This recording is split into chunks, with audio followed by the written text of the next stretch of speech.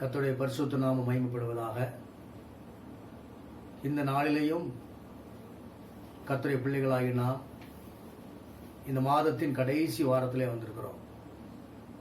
இது 5வது ஞாயிற்றுக்கிழமை. இன்றைக்கும் கர்த்தருடைய சமூகத்திலே அவரை ஆராதிக்கும்படியாக ஆண்டவரை கர்த்தர் கொடுத்த கிருபைக்காக நான் கர்த்தரை ஸ்தோத்திரிக்கிறேன். இப்போது நாம் சில பாடலை பாடி கர்த்தரை துதித்து ஆராதித்த பிற்பாடு கர்த்தருடைய வசனத்தை கேட்டு கர்த்தருக்குள் நாம் மகிழ்ந்து கழிவுறப் போகிறோம். ஆகவே எல்லாரும் தேவ சமூகத்திலே கண்களை மூடி இப்பொழுது ஜெபம் பண்ணுவோம். ஜெபத்திலே தேவ சமூகத்திலே ஒரு மனதோடு காணப்படுவோம். கர்த்தர் ஜெபத்தை கேட்டு இந்த நாள் ஆராதனை முழுவதையும் அற்புதமாய் ஆச்சரியமாய் நடத்துவாராக. இப்பொழுது நாம் ஜெபம் பண்ணுவோம். எங்கள் பரலோக பிதாவே, நாங்கள் உம்மை துதிக்கிறோம், உம்மை நாங்கள் ஸ்தோத்திரிக்கிற ஆண்டவரே. இந்த மாதத்தின் இந்த கடைசி ஞாயிற்றுக்கிழமையிலே உம்முடைய சமூகத்திலே வந்திருக்கிறோம். இந்த நேரத்திலே நாங்கள் உமக்கு அதிகமாய் நன்றி சொல்லவும், உம்மை பாடவும், புகழவும், ஆராதிக்கவும் எங்கள் தேவன் எங்களுக்கு கிருபை தர வேண்டும் என்று நாங்கள் ஜெபிக்கிறோம். நாங்கள் ஆலயத்திலே சென்று விடுதலையோடு ஆராதிக்க முடியாவிட்டாலும் யூடியூப் வழியாக ஆண்டவரே உம்மை ஆராதிக்க முடியாது நீ தந்த கிருபைக்காக ஸ்தோத்திரிக்கிறோம். இந்த ஆராதனை இணைந்திருக்கிற ஒவ்வொரு பிள்ளைகளையும் தேவன் தம்முடைய பிரசன்னத்தினால நிரப்புகிறாக. இந்த ஆராதனை நேரத்தை ஒருவரும் வீணாக்கி விடாதபடிக்கு இந்த நேரத்தை பிரயோஜனப்படுத்திக் கொள்ள கர்த்தர் கிருபை தர வேண்டும் நாங்கள் ஜெபிக்கிறோம். இந்த துவக்கம் முதல் முடிவரையும் பிதா, குமாரன், பரிசுத்த ஆவியாகிய திருத்துவ தேவன் எங்களை ஆளுகை செய்து நடத்தும். இந்த ஆராதனையுடைய கரத்திலே அர்ப்பணித்து நாங்கள் ஒப்புக்கொடுக்கிறோம்.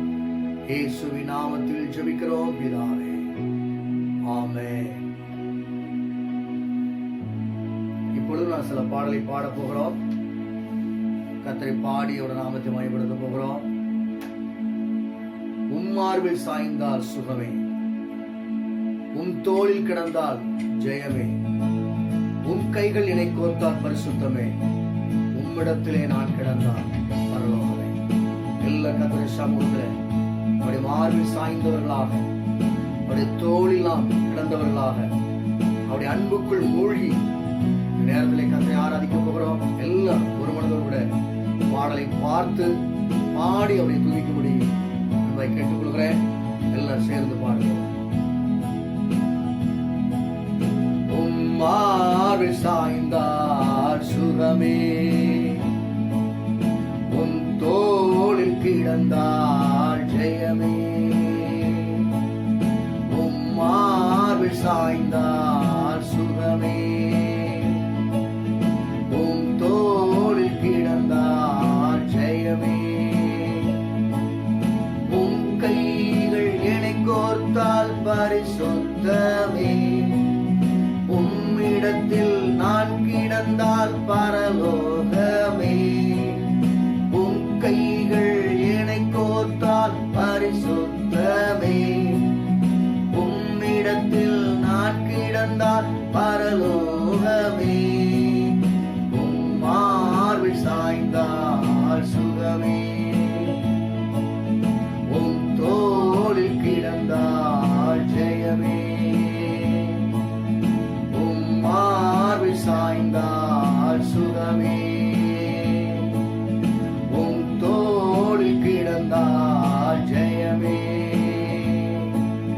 மானானது நீரோடையை வாஞ்சிப்பது போல் நான் வாஞ்சிக்கிறேன். உம் அன்பிலே மூழ்கணுமே, உம்மோடு என்றென்றும் நடக்கணுமே. மானானது நீரோடையை வாஞ்சிப்பது போல் நான் வாஞ்சிக்கிறேன். உம் அன்பிலே மூழ்கணுமே, உம்மோடு என்றென்றும் நடக்கணுமே. உம் மார்பில் சாய்ந்தால் சுகமே, உம் தோளில் கிடந்தால் ஜெயமே, உம் மார்பில் சாய்ந்தால்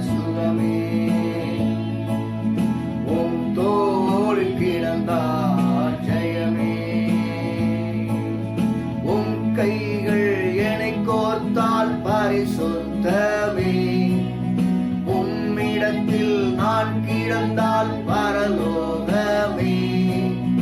உம் கைகள் என்னை கோர்த்தால் பரிசுத்தமே, உம்மிடத்தில் நான் கிடந்தால் பரலோகமே. உம் மார்பில் சாய்ந்தால் சுகமே, உம் தோளில் கிடந்தால் ஜெயமே. உம் மார்பில் சாய்ந்தால் சுகமே, உம் தோளில் கிடந்தால் ஜெயமே.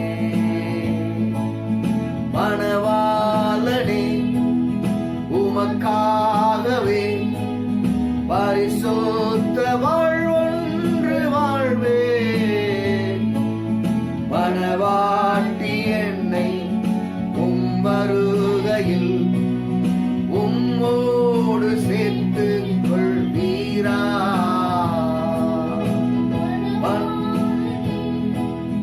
உமக்காகவே பரிசுத்த வாழ்வொன்று வாழ்வே. மணவாட்டி என்னை உம் வருகையில் உம்மோடு சேர்த்து கொள்வீரா. உம் மார்பில் சாய்ந்தால் சுகமே, உம் தோளில் கிடந்தால் ஜெயமே. உம் மார்பில் சாய்ந்தால் சுகமே, உம் தோளில் கிடந்தால் ஜெயமே. உம் கைகள் என்னை கோர்த்தால் பரிசுத்தமே, உம்மிடத்தில் நான் கிடந்தால் பரலோகமே. உம் கைகள் என்னை கோர்த்தால் பரிசுத்தமே, உம்மிடத்தில் நான் கிடந்தால் பரலோகமே. உம் மார்பில் சாய்ந்தால் சுகமே, உம் தோளில் கிடந்தால் ஜெயமே. உம் மார்பில் சாய்ந்தால் சுகமே, உம் தோளில் கிடந்தால் ஜெயமே. ஆண்டுடைய சமூகத்திலே நமக்கு சுகம் உண்டு, அவருடைய சமூகத்திலே ஜெயம் உண்டு. அவருடைய கைகள் நம்மை கோர்த்தால் நமக்குள்ளே பரிசுத்தம் உண்டு. ஆகவே இந்த நேரத்தில் கர்த்தருடைய கையை கோர்த்தவர்களாக அவருடைய கையோடு அவருடைய கையை இணைத்து தேவனுடைய சமூகத்தில் ஆராதிக்க போகிறோம். நம்ம எல்லாரும் கண்களை மூடினவர்களாக இந்த ஆராதனையின் இந்த நேரத்திலே தானே பரிசுத்த ஆவியாருடைய பிரசன்னம் இறங்கி வந்து நம்ம எல்லாரையும் பலப்படுத்துவதாக. ஹல்லேலூயா. எல்லார் கண்களை மூடி, எல்லார் கண்களை மூடி இந்த காலகட்டத்தில் என் ஆண்டவர் இயேசு ஒருவரே நமக்கு போதுமானவராய் இருக்கிறார். அவரை பார்த்து நாம் விதமாய் சொல்லி ஆராதிக்க போகிறோம். நீரே எங்களுக்கு போதுமானவரே, நீர் ஒருவரே எங்களுக்கு போதுமானவராய் இருக்கிறீர். உடைய கிருபை ஒன்றே எங்களுக்கு போதுமானவரே. இந்த உலகத்தில் வேறு ஒன்று உங்களுக்கு வேண்டாம் அப்பா. இந்த உலகத்தில் உள்ளவைகள் எல்லாம் அனித்தியமானவைகள், மாறக்கூடியவைகள். ஆனால் வேதம் சொல்லுகிறது, மலைகள் விலகினாலும் பர்வதங்கள் நிலை பெயர்ந்தாலும் இந்த உலகத்தில் என்னது மாறினாலும் உடைய கிருபை மட்டும் மாறாததப்பா. ஆகவே நீர் மட்டும் எங்களுக்கு போதும். எல்லார் கர்த்தருடைய சமூகத்திலே சொல்லுவோமா? எல்லார் கரங்களை உயர்த்தி கண்களை மூடி, ஆண்டவரே நீரே எங்களுக்கு போதுமானவர், நீரே எங்களுக்கு போதுமானவர், நீரே எங்களுக்கு போதுமானவர். ஹல்லேலூயா. நீரே போதும், நீரே போதும், நீரே போதும் இயேசுவே. எல்லாம் சொல்லுங்கள். ஓ நீரே போதும், நீரே போதும், நீரே போதும் இயேசுவே. கழுகை போல என்னை எழும்ப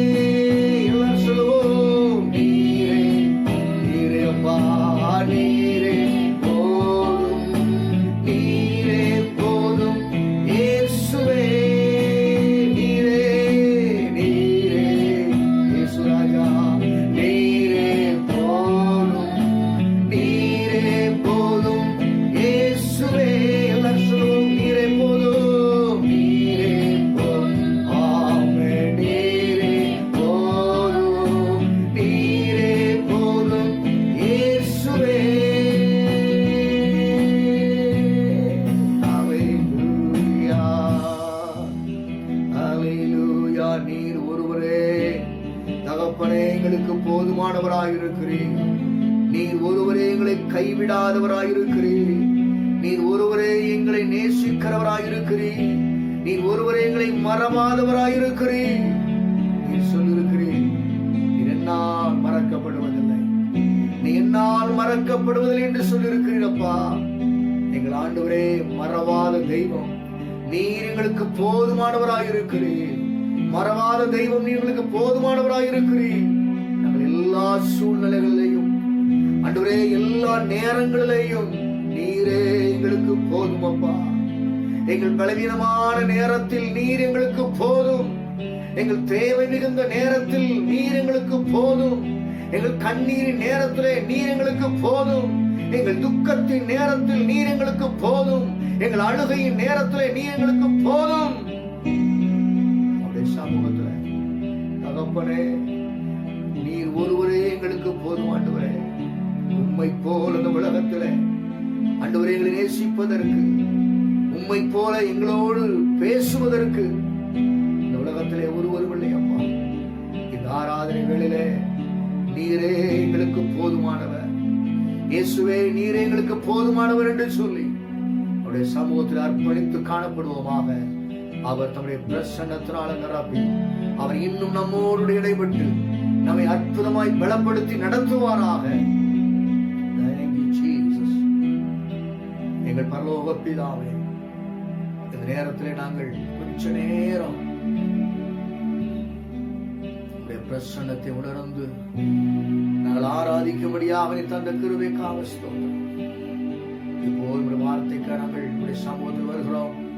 உடைய வார்த்தையின் ஆலோசனைகள் எங்களுக்கு மிகுந்த பிரயோஜனமாய் ஆசீர்வாதமாய் இருக்க கர்த்தருடைய ஆவியானவர் உதவி செய்கிறார். வல்லமையில கரத்தில் எங்களை தாழ்த்தி அர்ப்பணித்து ஒப்புக்கொள்கிறோம். இயேசுவின் நாமத்தில் ஜெபிக்கிறோம் பிதாவே, ஆமென். கர்த்தருடைய பரிசுத்த நாமம் மகிமைப்படுவதாக. இந்த நாளிலும் கூட கர்த்தருடைய பிள்ளைகளாகிய நாம் அவரை ஆராதித்திருக்கிறோம். இன்னும் சில நிமிடங்கள் கர்த்தருடைய சமூகத்தை, அவருடைய வேதத்தை நாம் தியானிக்க போகிறோம். இந்த நாட்களில் அநேக ஜனங்கள் மிகுந்த சோர்வோடு இருக்கிறார்கள். ஆகவே இன்றைக்கு நான் உங்களுக்கு வேதத்திலிருந்து சில காரியங்களை உங்களோடு பகிர்ந்து கொள்ள விரும்புகிறேன். நான் உங்களுக்கு அன்பாய் சொல்லக்கூடிய ஒரு வேண்டுகோள், சோர்ந்து போக வேண்டாம். எந்த ஒரு சூழ்நிலைகளிலேயும் நீங்கள் சோர்வுகளுக்கு இடம் கொடுக்க வேண்டாம். அதற்கு மாறாக சோர்வை மேற்கொள்வதற்கான பிரயாசங்களை எடுங்கள். ஆண்டவர் சோர்வுகள் எல்லாவற்றையும் மேற்கொள்ளும்படியான பலத்தை கர்த்தர் நமக்கு தருகிறவராக இருக்கிறார். வேதத்தில் சோர்வை என்னுடைய ஆண்டவர் நீக்குகிறவர் என்பதற்கு நிறைய வசனங்கள் இருந்தாலும் ஏசாயாவில் 40ஆம் அதிகாரம் 26வது வசனத்திலே வாசிப்போமானால் வேதம் இவ்விதமாய் சொல்லுகிறது, சோர்ந்து போகிறவனுக்கு நான் பலன் கொடுத்து சத்துவம் இல்லாதவனுக்கு சத்துவத்தை பெருக பண்ணுகிறவர் என்று ஆண்டவர் சொல்லியிருக்கிறார். அருமையான கர்த்தருடைய பிள்ளைகளே, இந்த நாளிலே நாம் எந்தெந்த சூழ்நிலைகளுக்குள் நாம் சோர்ந்து போயிருக்கிறோமோ அந்த எல்லா சோர்விலிருந்து கர்த்தர் இன்றைக்கு நமக்கு விடுதலை தருவாராக. இது ஏசாயா 40ஆம் அதிகாரம் 29ஆம் வசனத்திலே வாசிக்கிறோம். ஆகவே இந்த 29ஆம் வசனத்தை நாம் வாசித்து பார்க்கிறது போல சோர்ந்து போகிறவர்களுக்கு பலனையும் சத்துவம் இல்லாதவர்களுக்கு ஆண்டவர் சத்துவத்தையும் பெருக பண்ணுவாராக. இந்த உலகத்துல சோர்ந்து போகாத யாருமே கிடையாது. எல்லாருமே சோர்ந்து போகத்தான் செய்கிறார்கள். ஆனாலும் கர்த்தர் எல்லா சோர்விலிருந்து விடுதலை கொடுப்பதற்கும் அவர் நம்மோடு கூட இருந்து விடுதலை கொடுக்கிறவராக இருக்கிறார். ஆகவே இந்த நாளிலே நான் உங்களோடு சில காரியங்களை பகிர்ந்து கொள்ள விரும்புகிறேன். சோர்வுகளை மேற்கொள்ள நாம் என்ன செய்ய வேண்டும்? வேதத்திலிருந்து ஒரு 3 காரியங்களை உங்களுக்கு முன்பாக நான் காண்பிக்கும்படி விரும்புகிறேன்.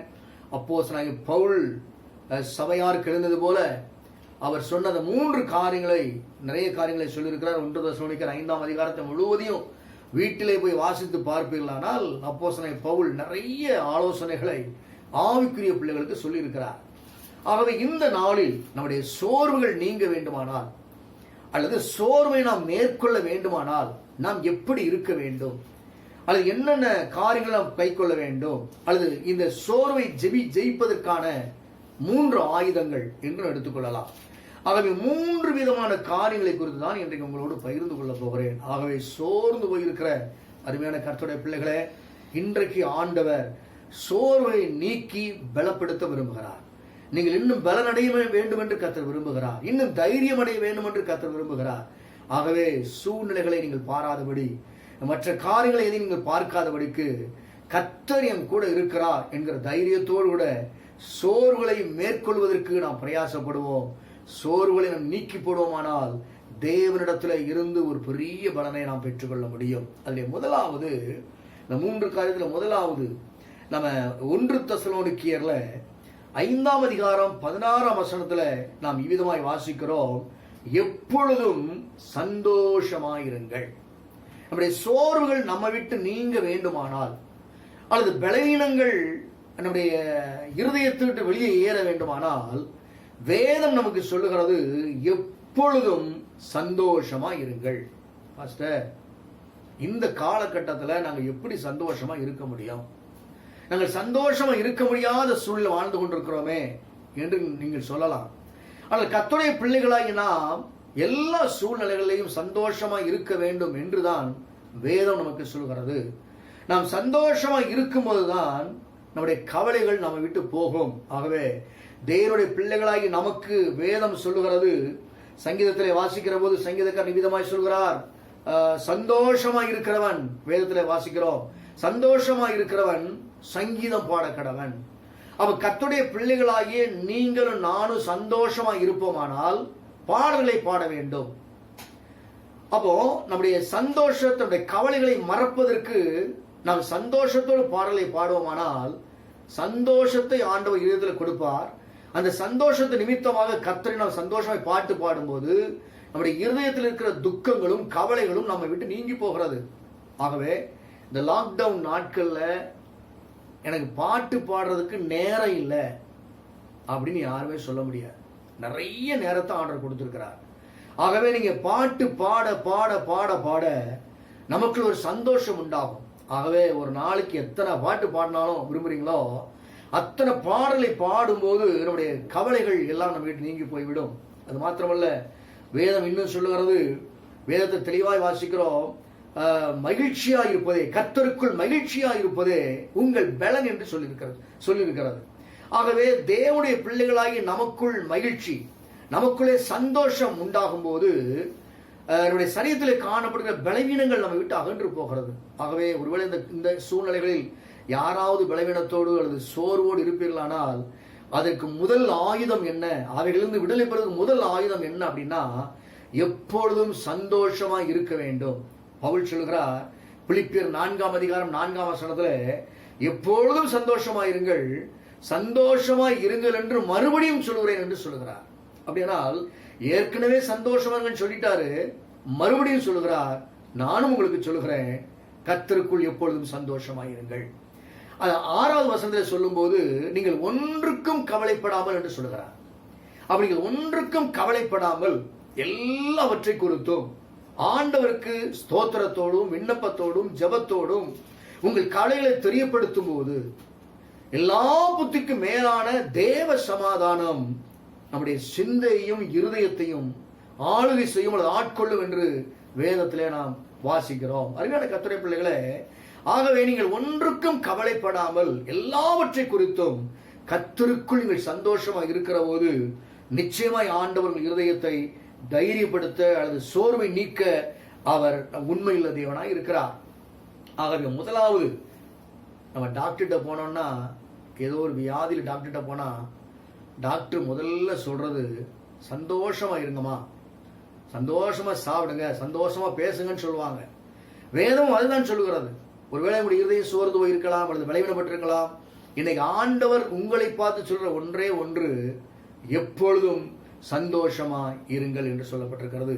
இன்னும் ஆபகம் தீர்க்கதரிசி சொல்லும் போது 3ஆம் அதிகாரத்துல 17வது 18வது வசனத்தில் வாசித்து பார்க்கிற போது, அத்திமரம் துளிர்விடாமல் போனாலும் திராட்சை செடிகளில் பலன் உண்டாகாமல் போனாலும் ஒலிவ மரத்தின் பலன் அற்று போனாலும், வயல்கள் தானியத்தை விளைவியாமற் போனாலும், கிடையில் ஆட்டு மந்தைகள் முதலற்று போனாலும், தொழுவத்திலே மாடு இல்லாமல் போனாலும், நான் கர்த்தருக்குள் மகிழ்ச்சியாயிருப்பேன், என் ரட்சிப்பின் தேவனுக்குள் களி கூறுவேன் என்று சொல்கிறார். அப்படின்னா எந்த சூழ்நிலைகளானாலும், லாபமானாலும் நஷ்டமானாலும், உயர்வானாலும் தாழ்வானாலும், எந்த சூழ்நிலையானாலும் நான் கர்த்தருக்குள் மகிழ்ச்சியா இருப்பேன் என்று தீர்க்கதரிசி ஆபகுக் சொல்கிறதை நாம் வேதத்திலே வாசிக்கிறோம். அப்படியானால் நாம் கர்த்தருக்குள் மகிழ்ச்சியா இருக்கும்போது அல்லது சந்தோஷப்படும் போது நமக்குள்ளே இருக்கிற சோர்வுகள் நம்மை விட்டு விலகி போய்விடும். நாம் சந்தோஷப்படுவதை விட்டு நாம் துக்கமடைந்து கொண்டிருப்போமானால் சோர்வுக்கு மேல் நம்மை சோர்வடை செய்து கொண்டிருப்பான் சத்துருவானவன். ஆகவே சந்தோஷமா இருக்கும்படி தேவ சமூகத்திலே கிருபைகளை நாம் பெற்றுக்கொள்ள வேண்டும். இந்த அப்போஸ்தலர் நடவடிக்கைகளிலே 20ஆம் அதிகாரம் 24வது வசனத்திலே அப்போஸ்தலன் பவுல் சொல்கிறார், ஒன்றையும் குறித்து நான் கவலைப்படேன், ஒன்றை குறித்தும் கவலைப்படேன், என் பிராணனையும் அருமையாக எண்ணேன், என் ஓட்டத்தை சந்தோஷத்தோட முடிக்கவும். அவர் சொல்றாரு, என் ஓட்டத்தை நான் சந்தோஷத்தோட முடிக்க வேண்டும். தேவனுடைய கிருபையின் சுவிசேஷத்தை பிரசங்கம் பண்ணுவதற்கும் நான் கர்த்தராகிய இயேசு கிறிஸ்துவிடத்தில் பெற்ற ஊழியத்தை நிறைவேற்றுவமே விரும்புகிறேன். தேவன் என்னை எதற்காக தெரிந்து கொண்டார், தேவன் எதற்காக அழைத்தாரோ அதை நிறைவேற்ற விரும்புகிறேன். ஆகவே என் பிராணனையும் அருமையாக எண்ணேன், ஒன்றையும் குறித்து கவலைப்படேன் என்று அப்போஸ்தலன் பவுல் சொல்லுகிறதை பார்க்கிறோம். இவர் சொல்றதுக்கு முந்தின வசனம் சொல்லப்பட்டிருக்கிறது 23ஆம் வசனத்துல, கட்டுகளும் உபத்திரவங்களும் எனக்கு வைத்திருக்கிறது என்று பரிசுத்த ஆவியானவர் பட்டணங்கள் தோறும் தெரிவிக்கிறதை மாத்திரம் அறிந்திருக்கிறேன். அவருக்கு முன்னால் இருப்பது என்ன? பயங்கரமான கட்டுகள், ஊழியத்தின் பாதையிலே பயங்கரமான உபத்திரவங்கள். இதெல்லாம் தெரிந்திருந்தும் அவர் சொல்கிறார், ஒன்றை குறித்தும் கவலைப்படேன், என் பிராணனையும் அருமையாக எண்ணேன், என் ஓட்டத்தை சந்தோஷத்தோடே முடிக்கிறேன் என்று சொல்கிறார்.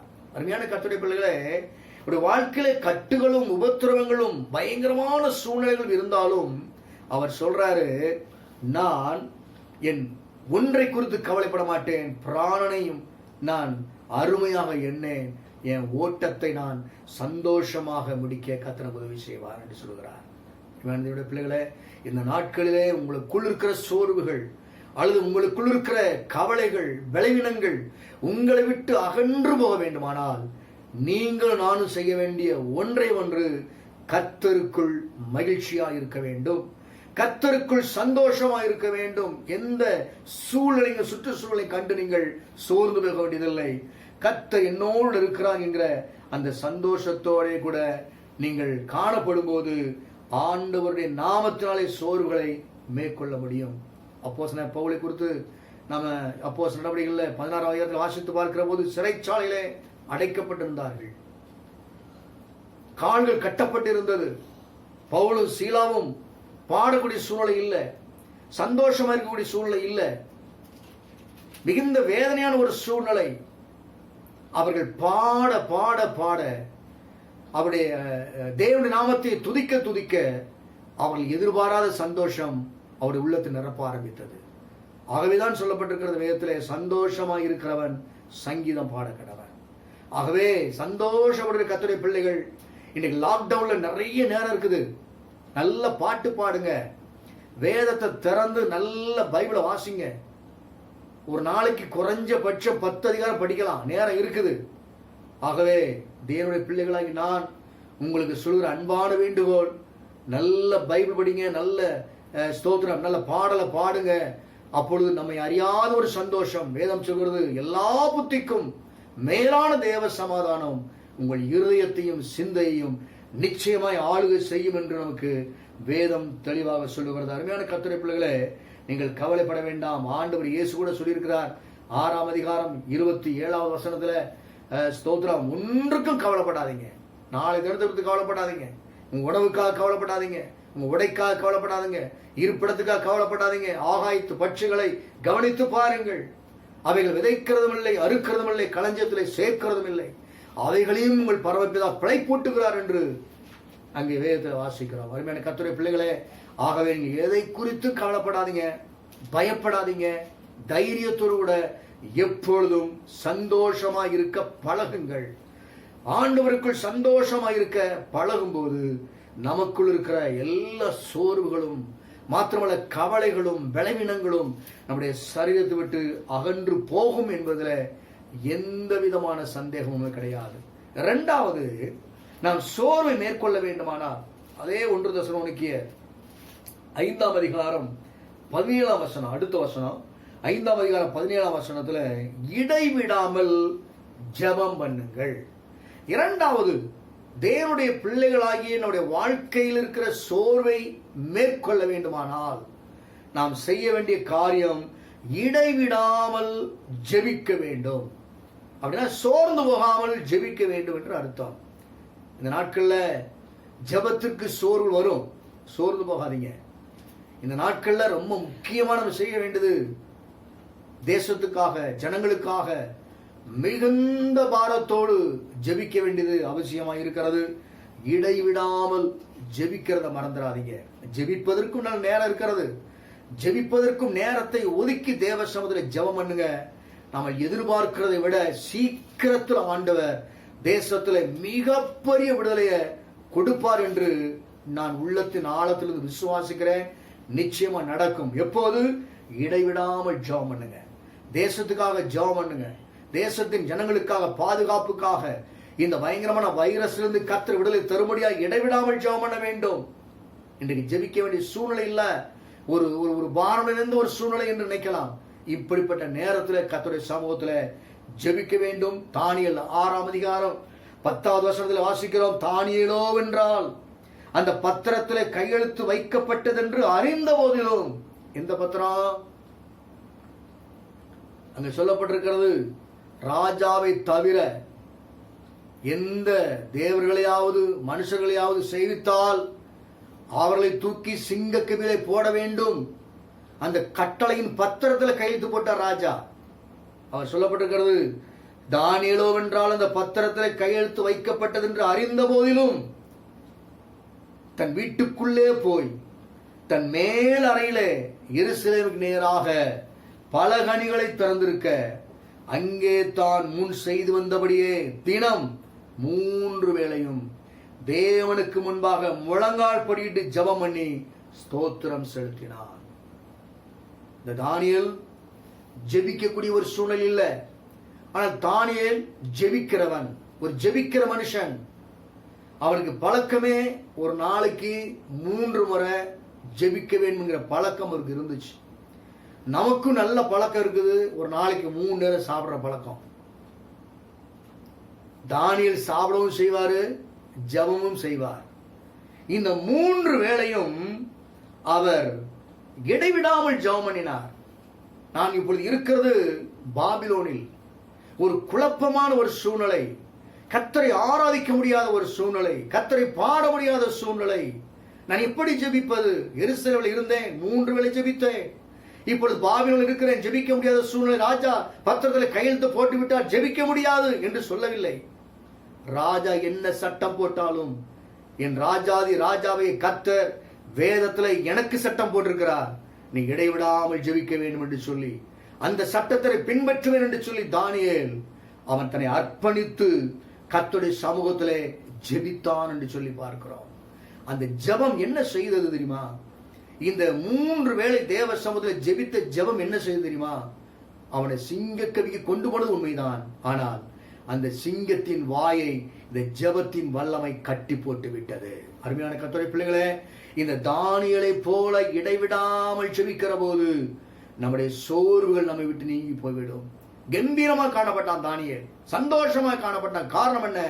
அவன் ஜெபிக்கிறவன், அவன் இடைவிடாமல் ஜெபம் பண்ணினான். இன்னும் சங்கீதத்துல 141வது சங்கீதம் 5வது வசனத்தை நீங்க வாசித்து பார்ப்பீர்களானால் சங்கீதக்காரன் விதமாய் சொல்லுகிறார், இக்கட்டுகளில் நான் இன்னும் ஜெபம் பண்ணுவேன்.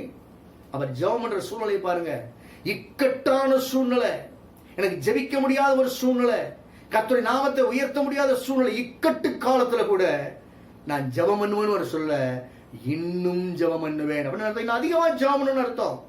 அவன் இடைவிடாமல் கர்த்தருடைய சமூகத்துல ஜெபிக்கிறவர்களாய் காணப்பட வேண்டும். அருமையான கர்த்தருடைய பிள்ளைகளே, இந்த காலகட்டத்துல என்னென்ன சூழ்நிலைகளில் சோர்ந்து போயிருக்கிறீர்களோ அந்த சோர்விலிருந்து நீங்கள் வெளியே வர வேண்டுமானால், அந்த சோர்வை நீங்கள் மேற்கொள்ள வேண்டுமானால் செய்ய வேண்டிய முதல் காரியம் சொன்னேன், எப்பொழுதும் சந்தோஷமாயிருங்கள். இரண்டாவது, இடைவிடாமல் ஜெபம் பண்ணுங்கள் என்று சொன்னேன். மூன்றாவது, அதே 1 தெசலோனிக்கேயர் புத்தகத்துல 5ஆம் அதிகாரம் அடுத்த வசனம் 18வது வசனம், 5ஆம் அதிகாரம் 18ஆம் வசனத்தில் சொல்கிறார், எல்லாவற்றிலேயும் ஸ்தோத்திரம் செய்யுங்கள். எல்லாவற்றிலேயும் ஸ்தோத்திரம் செய்ய வேண்டும். நம்முடைய ஆண்டவர் ஸ்தோத்திரித்தலே தகும் என்று வேதம் சொல்கிறது. நம்ம ஸ்தோத்திரிக்க மட்டும்தான் செய்யணும். கர்த்தரை குறித்து எந்த விமர்சனங்களும் நாம் செய்யக்கூடாது. ஏன் இப்படி செய்தார், ஏன் அதை செய்தார், ஏன் இதை செய்தார், எதற்கு இப்படி நடந்தது, ஏன் நடந்தது என்று ஒருபோதும் விமர்சனங்களையும் கேள்விகளையும் எழுப்பாதபடிக்கு என் கர்த்தர் என்னை கைவிட மாட்டார் என்றுதான் சொல்ல வேண்டுமே தவிர, தேவன் என்னை கைவிட்டு விட்டார், என்னை மறந்து விட்டார் என்று ஒருபோதும் சொல்லக்கூடாது. அதற்கு மாறாக யோபு சொன்னார், அவர் நன்மை பெற்றாலும் ஸ்தோத்திரம் சொன்னார், தீமை பெற்றாலும் ஸ்தோத்திரம் சொன்னார்.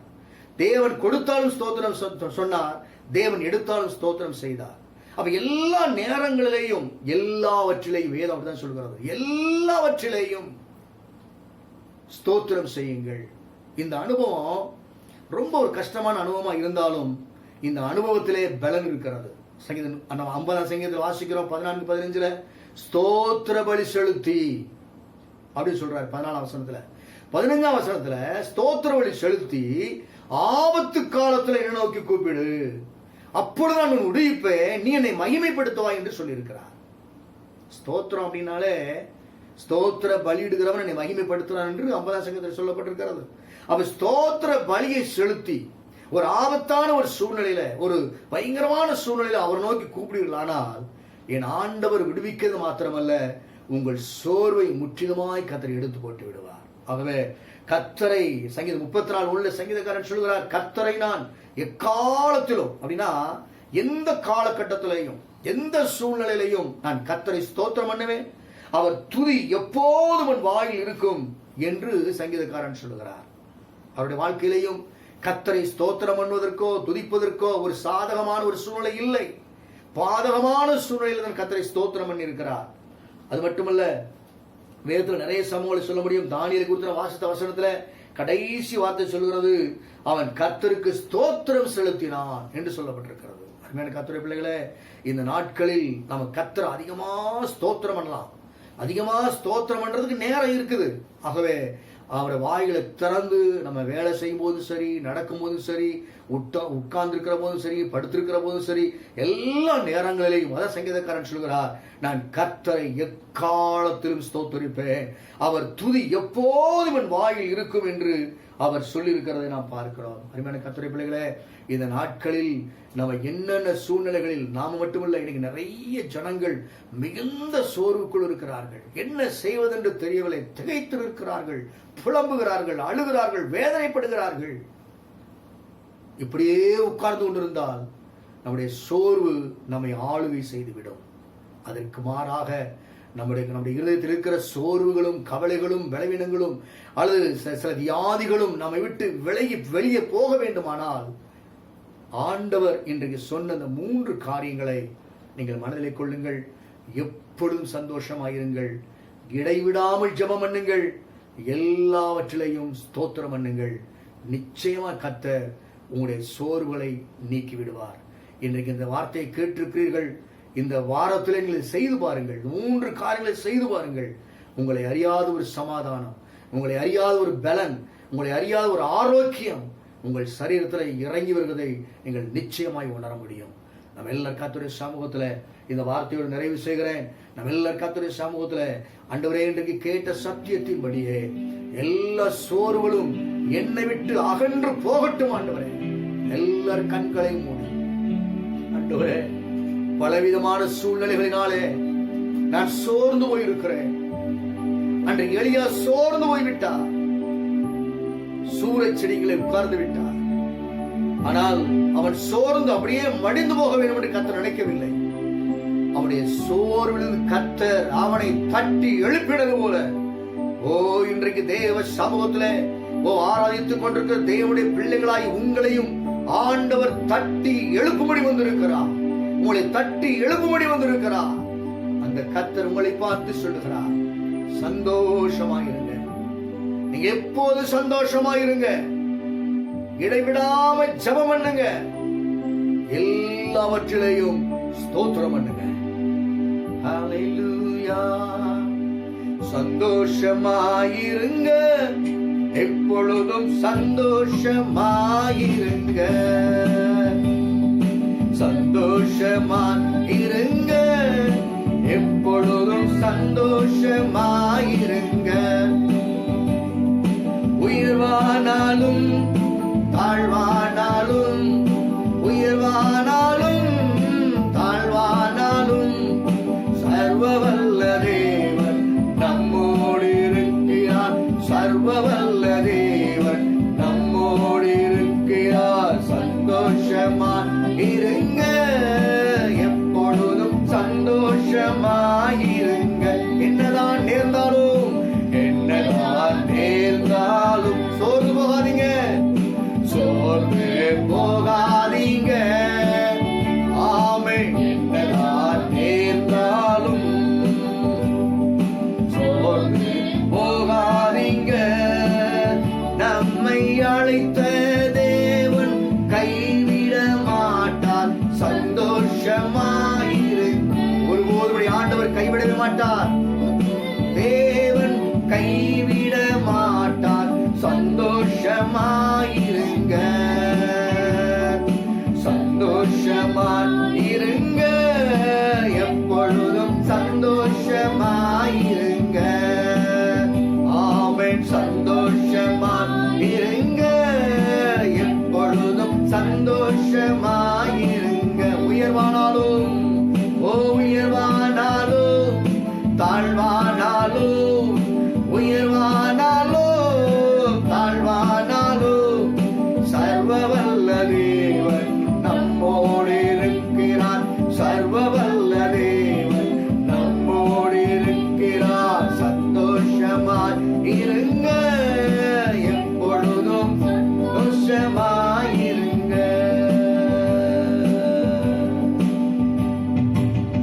கர்த்தருடைய பிள்ளைகளே, ஒரு அறிவிப்பு சொல்கிறேன்.